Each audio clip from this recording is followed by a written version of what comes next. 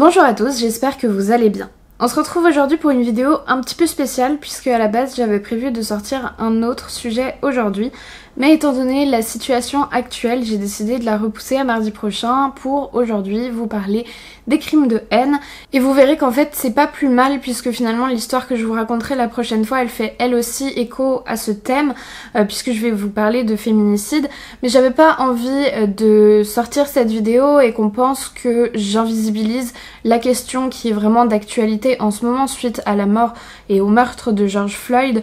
qui est celle du racisme et des violences policières, etc.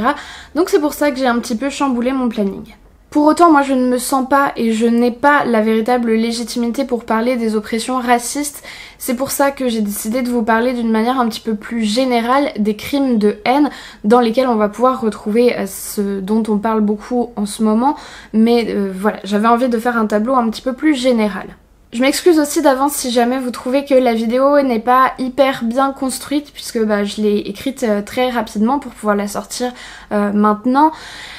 J'ai voulu en fait aborder plusieurs grosses notions qui sont donc les meurtres de haine, le racisme et les violences policières, et si vous voulez je vais vraiment aborder toutes ces notions qui sont un petit peu reliées les unes aux autres mais qui sont aussi distinctes. Donc ça va faire un petit peu des sortes de blocs qui vont diviser la vidéo en plusieurs parties, mais je vous avoue que c'est le meilleur moyen que j'ai trouvé pour qu'on puisse aborder ces différentes notions là, qu'on puisse en parler ensemble et puis réfléchir autour de ces questions. Je tiens bien à rappeler que je suis loin d'être une experte, de tout connaître, donc j'en appelle à votre bienveillance. C'est un sujet vraiment compliqué, complexe,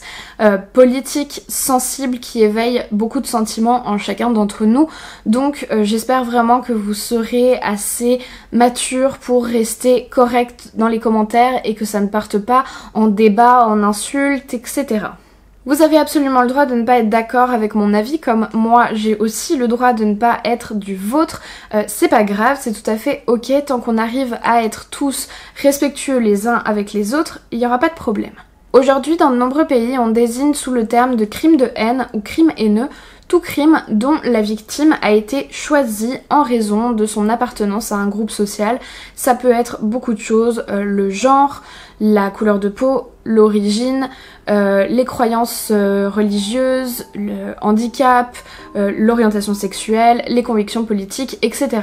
Et ces crimes peuvent revêtir de nombreuses formes, de la plus violente comme le meurtre, à l'agression physique, l'agression verbale, l'intimidation, le harcèlement, la dégradation de biens, etc. Tout d'abord, je pense qu'il faut vraiment faire la différence entre un crime de haine qui va être commis par un individu lambda de ceux qui vont être commis par soit une figure d'autorité, soit par des États. Par exemple, si demain mon voisin Jean-Michel Haineux va agresser verbalement la boulangère qui est une femme noire parce que c'est une femme, parce que c'est une personne de couleur, ou bien s'il frappe un couple homosexuel dans la rue, ça n'a rien à voir avec les crimes de haine qui ont été perpétrés au cours de l'histoire de manière institutionnalisée. Là, il s'agit vraiment de persécutions à grande échelle. On a vu énormément d'exemples de génocides qui se sont produits notamment au Rwanda, en Bosnie-Herzégovine, au Cambodge. Si on remonte beaucoup plus loin dans l'histoire, c'était les chrétiens qui étaient persécutés par les Romains, ça a été aussi les Arméniens par les Ottomans,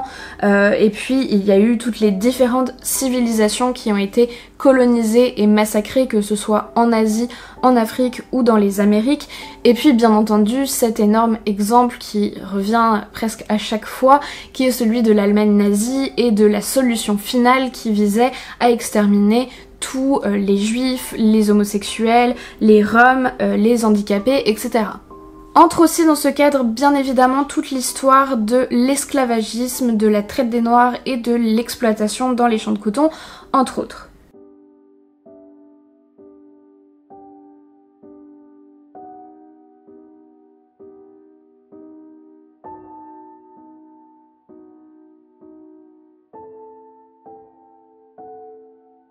Ensuite, il y a aussi cette dimension de la ségrégation raciale qui consiste à séparer physiquement les personnes sur des critères racistes, que ce soit dans les lieux publics, dans la sphère professionnelle ou même en termes de droit. Cette ségrégation, elle a existé de manière légale dans un certain nombre de pays, dont les plus connus sont l'Afrique du Sud et les États-Unis, jusqu'à il n'y a pas très longtemps, mais elle existe aussi dans les faits, on l'appelle de facto, dans un certain nombre de pays encore aujourd'hui, notamment en Birmanie ou en Malaisie, et puis je pense dans bien d'autres pays encore. La ségrégation légale, elle pouvait empêcher les personnes de couleur d'aller et de s'asseoir là où elles le désiraient, que ce soit dans les bus, dans les restaurants, dans les bars, dans les cinémas, bref dans tous les endroits publics, mais elle les empêchait aussi d'accéder à beaucoup de postes, notamment tous les postes un petit peu élevés, ce qui a contribué à maintenir les populations opprimées plus pauvres, plus endettées et ayant moins accès à l'éducation. Et ça finalement ça a créé un cercle vicieux puisqu'on a empêché ces personnes de s'élever socialement, ça a creusé les inégalités et ensuite on les a pointées du doigt parce qu'elles étaient plus précaires. Je vous signale au passage que si jamais vous avez envie d'en savoir un petit peu plus sur ce que je viens de vous expliquer, il y a un très bon épisode de la série En Bref, dont je vous ai déjà parlé, qui est une petite série qui reprend plein de questions un petit peu de société et qui les résume très bien en environ 15 minutes à peu près,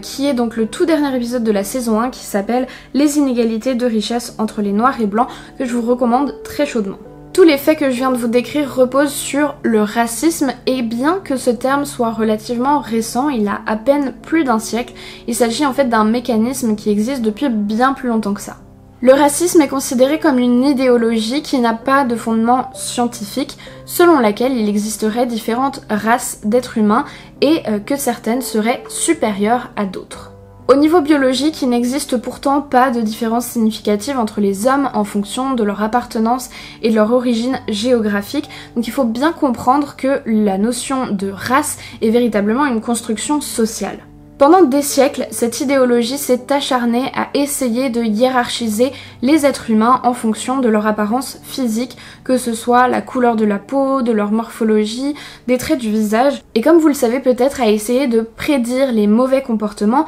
en fonction de l'apparence d'une personne, ou en tout cas à lui attribuer certains traits spécifiques. Ainsi, il y a quelques siècles, on pensait qu'une personne qui a les traits du visage grossiers, par exemple un grand front ou un grand nez ou une grande bouche, sera une personne qui sera brutale, tandis qu'une personne qui va avoir des traits de visage plus fins sera une personne raffinée. En fait, ces catégorisations arbitraires, elles donnent la parfaite excuse à ceux qui les créent pour prendre l'ascendant sur les autres et pour légitimer l'invasion et l'exploitation d'autres peuples soi-disant inférieurs. En effet, comment accepter l'idée même de l'esclavagisme si ce n'est en se persuadant que les autres, ici les noirs, sont des sous-hommes qui ne méritent pas les mêmes droits que nous. C'est ce qu'on appelle le racisme impérialiste. De tout cet héritage culturel découle ce qu'on appelle en psychologie des distorsions cognitives qui perdurent encore aujourd'hui. Ce sont ces distorsions qui font que certaines personnes pensent aujourd'hui que les noirs, les arabes ou les étrangers, enfin toutes les personnes qui ne leur ressemblent pas, sont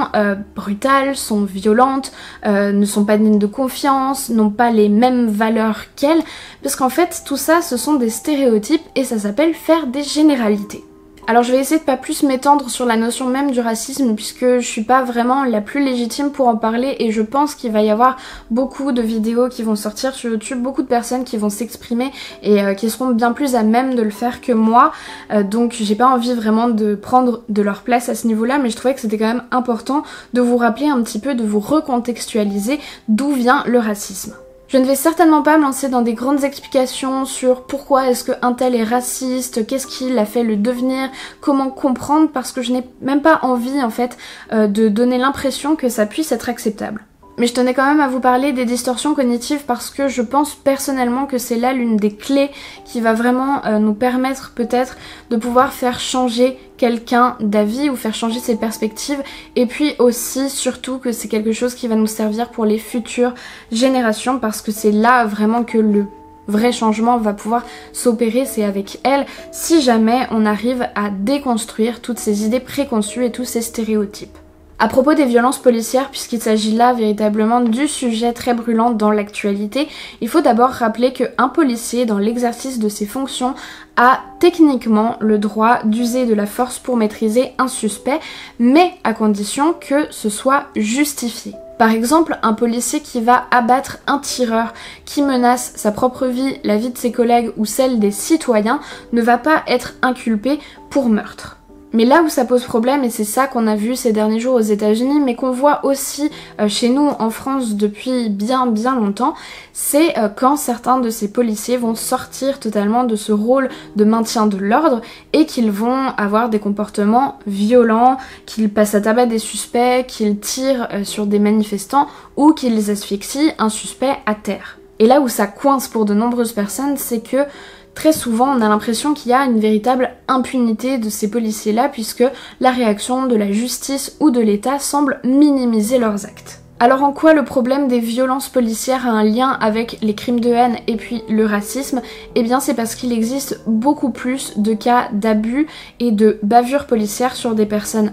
racisées que sur des blancs. Ça ne veut pas dire que ça n'existe pas sur les blancs, mais ça c'est encore un autre problème. Pour confirmer ça, je vous laisserai tout simplement aller regarder et faire vos propres recherches sur internet. Il y a bien assez d'articles de presse, de documentaires, de vidéos, de témoignages qui viennent valider tout ça. En gros, pour essayer de vous résumer ça et vraiment de le schématiser, on a beaucoup moins de chance, entre guillemets, de se faire arrêter en pleine rue, de se faire contrôler son identité, de se faire menotter, arrêter lorsqu'on est un blanc que lorsqu'on est une personne de couleur. Et ce qui devrait en fait être normal devient un privilège aux yeux de beaucoup. C'est peut-être pour ça d'ailleurs que ce mot a du mal à passer auprès de certaines personnes assez récalcitrantes qui ont vraiment du mal à comprendre que le fait d'avoir une vie neutre en droit soit désormais un privilège, et pourtant c'est le cas. Je fais une petite parenthèse qui me fait un peu sourire, mais c'est vrai qu'aujourd'hui, l'antithèse de l'opprimé, c'est celui qu'on définit comme l'homme blanc, cis et hétéro.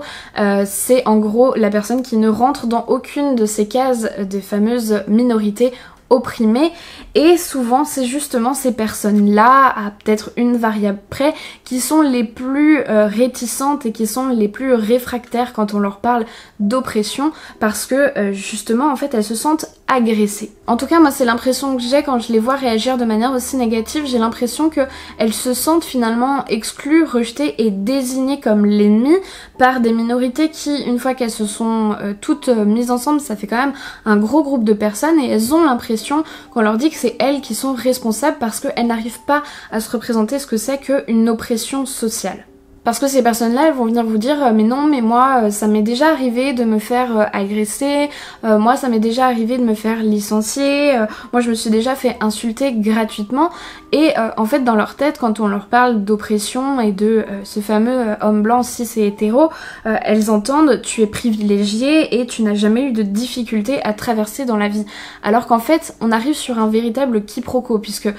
ces personnes-là, elles vont vraiment prendre les choses de manière individuelle et personnelle, alors que les personnes de l'autre côté qui dénoncent toutes ces oppressions, elles parlent d'un système beaucoup plus général, beaucoup plus grand, qui englobe en fait et qui est véritablement systémique. Parce qu'en fait, quand on dit à quelqu'un qu'il est privilégié, bien entendu qu'on ne veut pas dire que toute sa vie est entièrement rose, on sait bien que ça n'arrive à personne, mais c'est pas vraiment là le propos. Le problème, c'est qu'il y a plein de personnes qui n'ont pas les mêmes droits, qui n'ont pas les mêmes chances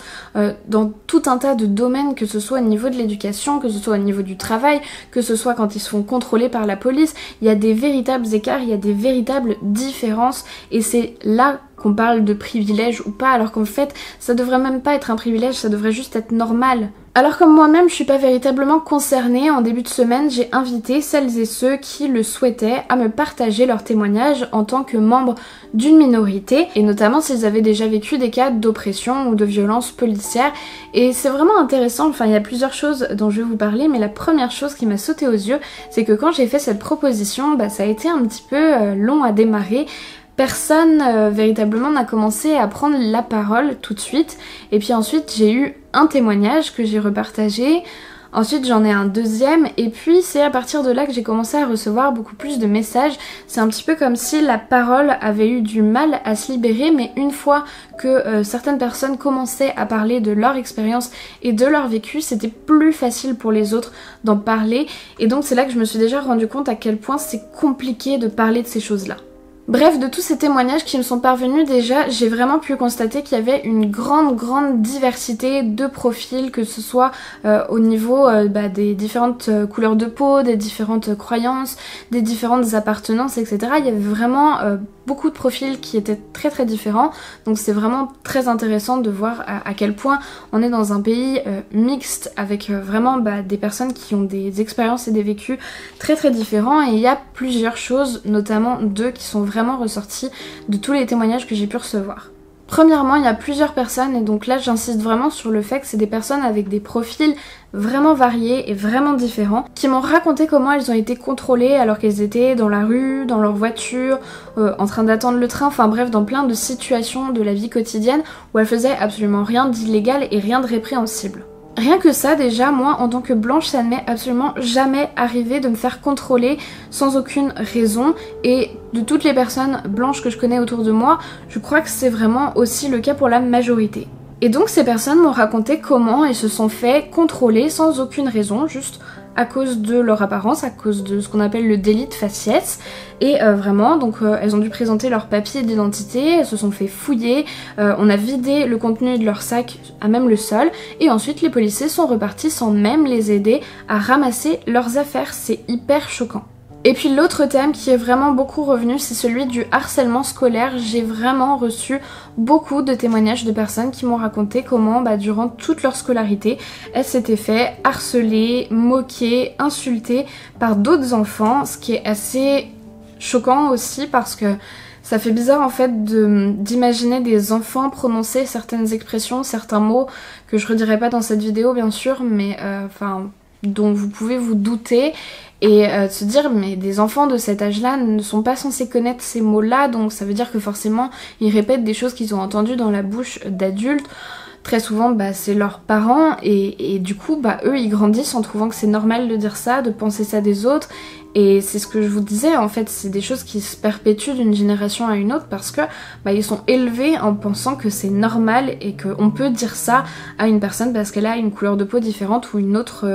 croyance religieuse par exemple. Alors déjà que la période de l'enfance et de l'adolescence elle est quand même pas facile parce qu'on est très nombreux à avoir été harcelés ou moqués à un moment donné, mais vraiment faut prendre conscience que les personnes qui sont issues des minorités, ça tombe quasiment systématiquement toujours sur elles. Et il y a encore pire parce que dans certaines histoires qui m'ont été rapportées, c'était carrément les professeurs qui avaient des remarques extrêmement déplacées sur des élèves, sur des enfants. Donc ça c'est vraiment quelque chose que j'espère voir changer pour les générations futures comme je vous le disais, et pour ça je pense que c'est hyper important qu'on arrive à déconstruire tous ces stéréotypes qu'on peut avoir sur les personnes, et ça passe notamment par la représentation de personnes beaucoup plus différentes, beaucoup plus diversifiées, notamment à la télévision mais à tous les postes de haut niveau. C'est important que tout le monde puisse y accéder et tout le monde puisse être représenté pour que tous les enfants en fait puissent voir que absolument tout le monde, quel que soit la couleur de peau, quelle que soit l'orientation sexuelle, quel que soit son handicap ou quelle que soit sa religion, finalement cette personne elle peut être dans absolument n'importe quel rôle dans la société et elle est visible,